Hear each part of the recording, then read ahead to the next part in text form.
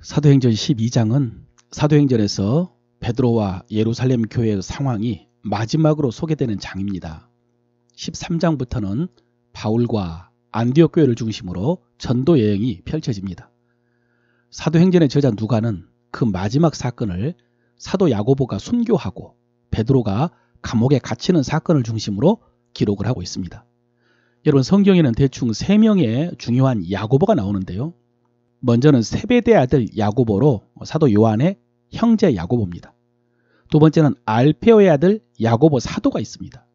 세 번째는 예수님의 동생 야고보입니다. 야고보서의 저자죠. 이들 중 오늘 첫 번째로 순교한 야고보는 요한의 형제 세베대 아들 야고보입니다. 이 야고보는 베드로, 요한과 함께 예수님과 항상 동행하던 제자였습니다.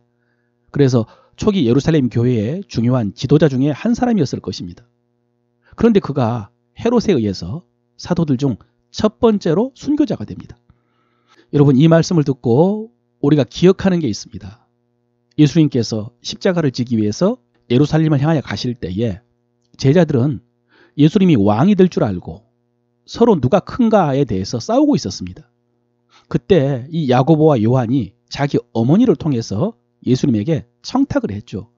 주의 나라에서 하나는 좌편에 하나는 우편에 앉게 해달라고. 그때 예수님께서 그들에게 이렇게 물으셨습니다. 나의 마시는 잔을 너희도 마실 수 있겠느냐? 그런데 그들은 그 잔이 무슨 잔인지도 모르고 마실 수 있다고 대답을 했습니다. 여러분, 그 잔이 무슨 잔이었습니까? 십자가의 잔이었습니다. 그래서 어떤 분들은 그때 야고보가 대답을 잘못해서 가장 먼저 순교자가 되었다, 이런 생각을 합니다. 물론 여러분, 말이 중요하고 그래서 우리가 항상 긍정적인 말을 하고 부정적인 말을 하지 말아야 되고요. 또 믿음의 말을 해야 되지만 그렇다고 야고보가 주의 잔을 마시겠다라고 말을 잘못해서 첫 번째 순교자가 된 것은 아닙니다. 실제로 야고보는 가장 먼저 순교를 했지만은 함께 대답을 했던 요한은 가장 오랫동안 살았습니다. 그때 예수님께서 말씀하신 나의 잔을 마시겠느냐라는 것은 죽음, 순교라기보다는 섬김이었습니다. 지도자는 낮은 곳에서 섬겨야 한다는 것이죠. 예수님은 우리를 섬기기 위해서 십자가를 지셨습니다. 그래서 우리도 섬기는 것이 예수님을 본받는 것입니다.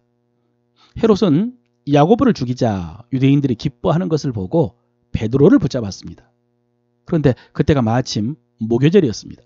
그래서 명절에 처형할 수가 없어서 목요절이 지나면 처형하려고 옥에 가두었습니다. 그런데 성경을 보면은 이때 베드로를 지키는 경비가 매우 철저했다는 것을 강조합니다. 잡음에 옥에 가두어 군인 4씩인 4패에 맡겨 지키고 6월절 후에 백성 앞에 끌어내고자 하더라 그랬습니다. 군사 4명이 사교대로 지켰다는 말입니다. 또 6절에 보면요, 베드로가 두 군사 틈에서 두 쇠사슬에 매여 누워 잤다라고 했습니다. 그러니까 군사 2명이 베드로와 함께 쇠사슬에 매여서 감옥 안에 함께 누웠던 것입니다. 그리고 군사 1명은 감옥 바깥문을 지키고 나머지 1명은 안쪽 문을 지킨 것입니다.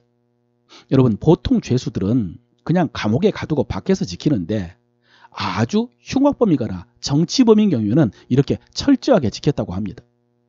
또 한 가지 이유가 있죠. 그 전에 사도행전 5장에서 대제사장들이 사도들을 잡아다가 옥에 가두었는데 주의 사자가 옥문을 열고 끌어내서 성전에서 말씀을 전하게 한 적이 있었습니다. 아마 그래서 더 철저하게 지켰을지 모르겠습니다.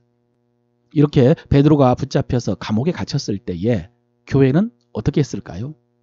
오늘 5절입니다. 이에 베드로는 옥에 갇혔고 교회는 그를 위하여 간절히 하나님께 기도하더라. 교회는 어떻게 했습니까?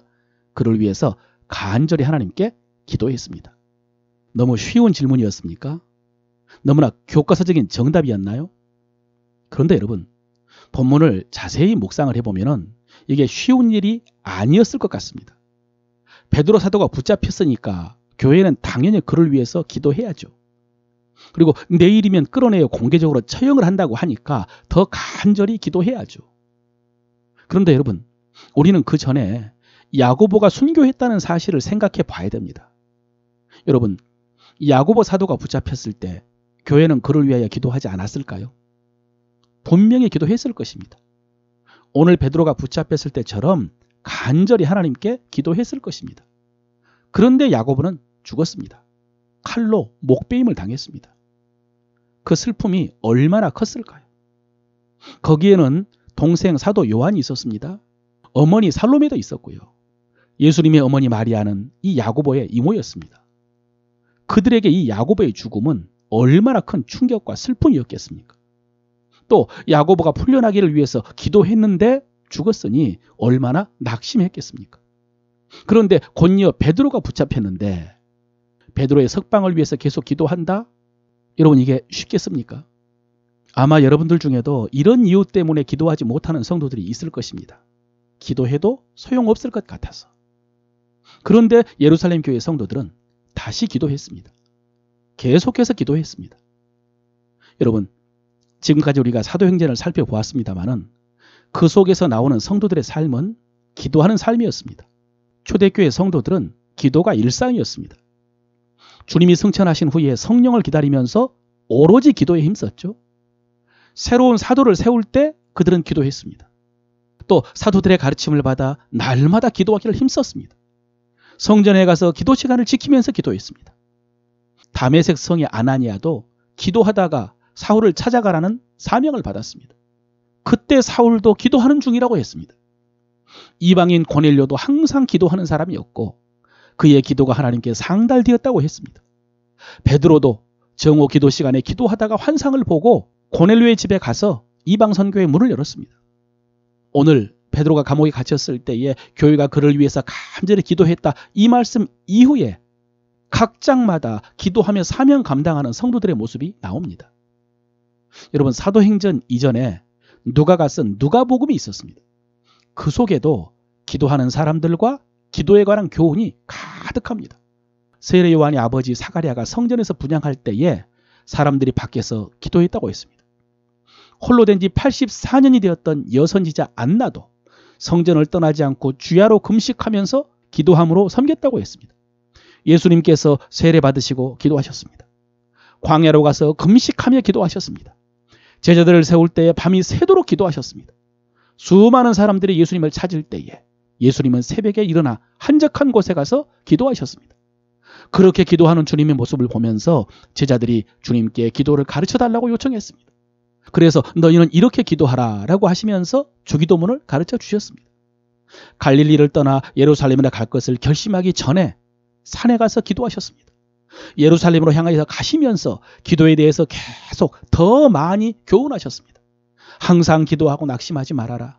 깨어있어 기도하라. 유혹에 빠지지 않게 기도하라. 무엇보다도 주님께서 십자가를 앞에 두고 겟세마네 동산에서 땀방울이 핏방울이 되도록 기도하셨습니다. 그리고 제자들에게 시험에 들지 않게 깨어 기도하라고 말씀하셨습니다. 여러분, 이런 말씀을 왜 그렇게 기록했을까요? 그냥 소개가 아니라 목적이 있습니다. 이 땅에서 하나님의 백성으로 믿음을 지키며 사명 감당하며 승리하기 위해서 기도가 절대적으로 필요하다는 것을 가르쳐주는 말씀입니다. 그 누가복음의 복음서의 말씀으로 교훈을 받은 성도들이 사도행전에서 이렇게 기도했으니 사도행전에 기도하는 성도들의 모습을 본 오늘 우리도 기도하며 살아야 되지 않겠습니까? 사랑하는 성도 여러분, 오늘 기도로 부르시는 하나님의 음성을 들으시기를 바랍니다. 오늘 말씀, 베드로는 옥에 갇혔고 교회는 그를 위하여 간절히 기도하더라. 야고보의 순교에도 변함없이 기도했던 성도들의 믿음을 묵상하며 기도의 자리에 나아가서 여러분도 간절히 기도하시기를 바랍니다.